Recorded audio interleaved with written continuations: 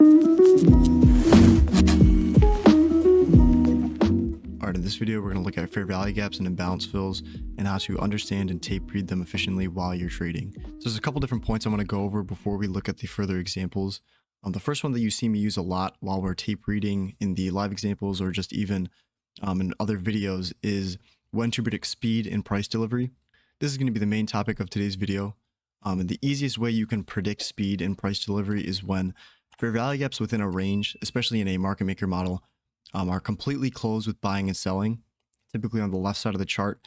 When price comes to retrade to that level, you're expecting to have large candles without order blocks to form through that range, and price quickly reaches towards its target, also known as like a low resistance liquidity run.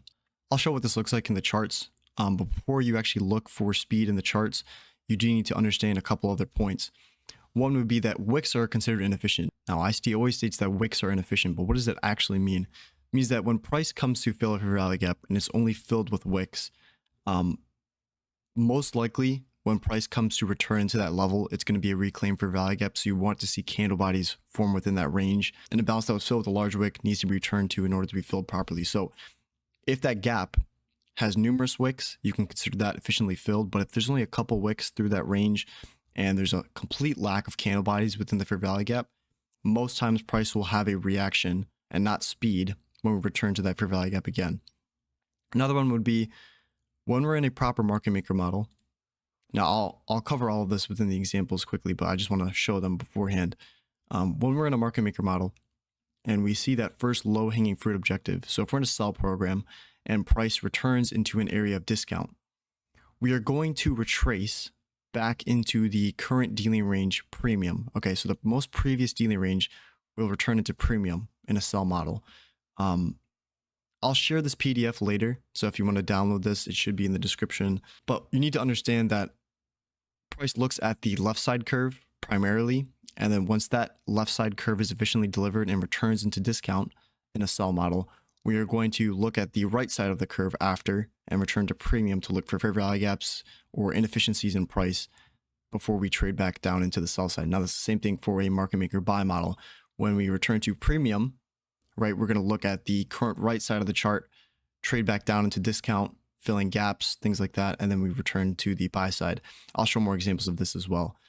Another thing you need to understand is that when we have that priority flip, is what I'll call it. So when we switch from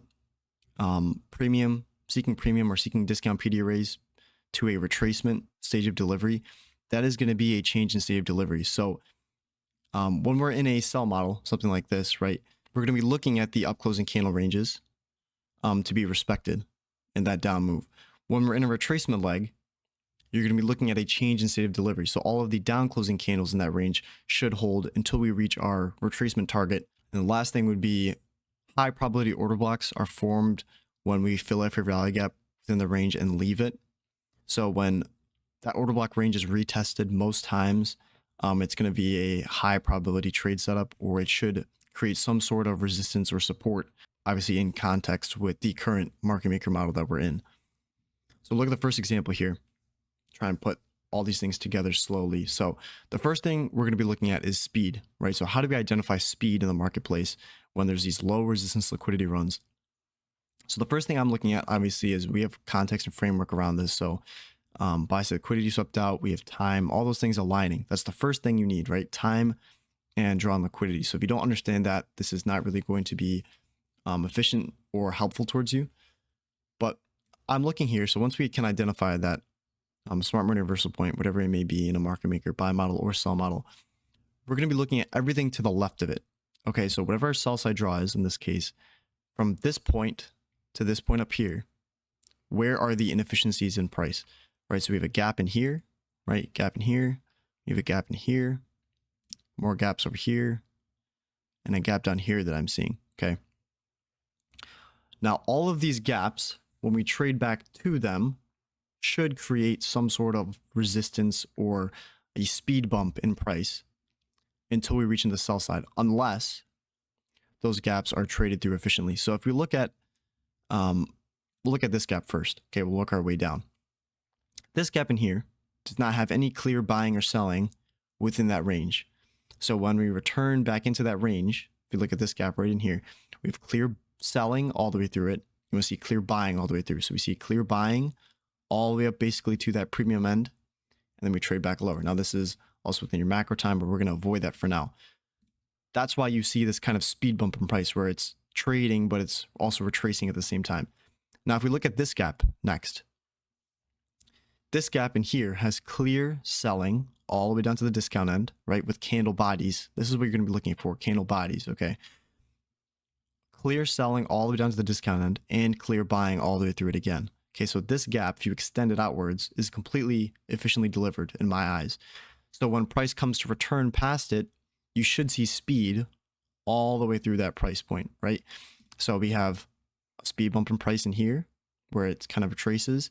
And then now from this point, from this low down to this low, there isn't any inefficient price delivery. So price quickly can spool. You have only one order block that forms in that range, quickly spools down. Now from this low to this low, we see a tiny gap in here. This is also, if you extend this outwards, right, we have clear buying and selling, clear buying and selling. So this is also efficiently delivered. So from, the only gap that was efficiently delivered down to the sell side, once you see that delivered, you're going to see a quick expansion all the way down. Okay. Now, the second thing we're going to look at is we're going to look at this kind of retracement like here. So I mentioned whenever that first, we're in a market maker sell model here. Okay. We have a lower draw on liquidity. This must be a 15-minute fair value gap that I just didn't mark out. But whenever we have that lower discount PD rate hit, we're going to see a retracement level. Now, we see that sell side run. Obviously, we have a further draw on liquidity. We start to trade up. So I told you before, we're going to see a change in state of delivery here. So we've been respecting all of the up closing candle ranges in here, right? Up closing candle range, up closing candle range. All of these, once they're closed below, respected, right? You don't see any closure above that until we reach into the target that price was seeking out. Then we flip priority. Okay, so we're looking at the down closing candles now. So that's your change in state of delivery, right? Up into a point where there's inefficient price within premium. So I told you we were going to return back into premium, right? So dips into discount or premium, create a switch in priority. That is going to be your change in state of delivery, right? But it's going to return to a previous dealing range premium in this case. So if you look at this picture, from high to low, right, where's premium? So if you draw an imaginary line halfway through it, this is not on TradingView, so it's kind of hard to demonstrate, but if you kind of draw an imaginary halfway line, so right around here, right? So returning into premium. Now, why is price specifically returning into this gap here? Okay. For one, I told you before, we're looking at candle bodies to efficiently deliver a gap. Now in here, we just have wicks, right? So there's no clear candle body within here. If we go back to these kind of points, wicks are considered inefficient, right? So imbalances that were filled with larger wicks need to be returned to in order to be properly filled. So if we go back to this, we're tracing back up into here with more wicks. Okay, on lower time frames, this could be entire candle bodies all the way through, but we're turning all the way with multiple wicks back into this sibi. Now, this should be considered efficiently delivered once we return back lower. Obviously, there's only candle bodies in here, but when you have multiple different wicks like this on lower time frames, like on the 15 sub 1 minute, there's all going to be candle bodies. So when you have at least a couple of wicks through that range, you can look at that as efficiently delivered, or the same thing as having candle bodies up and through that range. I mentioned before, when you see these order blocks that are created that fill fair value gaps, these are considered high probability order blocks, especially when your drawn liquidity has not been met. So this range in here, see how there's an up closing candle that's formed within this fair value gap? This I would see as a high probability order block. So if you look right in here, that's this point, okay? Price returns into premium, filling an area of inefficiently delivered price. And you can see this gap as well. You have clear buying and selling. And then we have our change in state again, where we trade back lower, return into the breaker, and then sell off. So we're looking at a sell model in here, where we have the sell side liquidity as the draw. This is the smart money reversal point after you swept out the buy side, okay? So where do we see speed and price? Obviously, we have this high to this low, very quick low resistance liquidity run, acceleration all the way down. If we look to the left of it, where are the gaps that are filled? Well, we have these gaps over here on the left side of the chart, right? So if we're looking at this as a smart money reversal point, and this is the sell side, all of these gaps in here is where you want to see them filled. And then once they're filled with both buying and selling, that's when you can see speed. So we have these gaps down here, right? These tiny gaps that are then filled with both buying, right? Buying and selling. So when price comes to retrade to those levels, it doesn't need to have a speed bump, right? So this is the speed bump in price.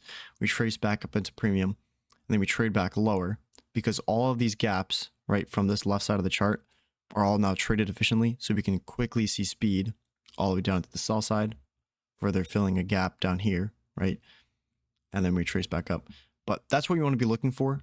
That's what I look for, at least, is when price has done something like this where we've filled the gaps and we've turned into premium. There's no really speed bumps in price, or there's any points where there should be retracements.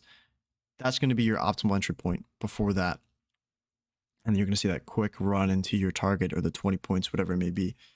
Now, if you look at this example again, we have the smart money reversal point. If you're looking at this as a sell side objective, split that in half. You're going to get about right around here as your discount PD arrays.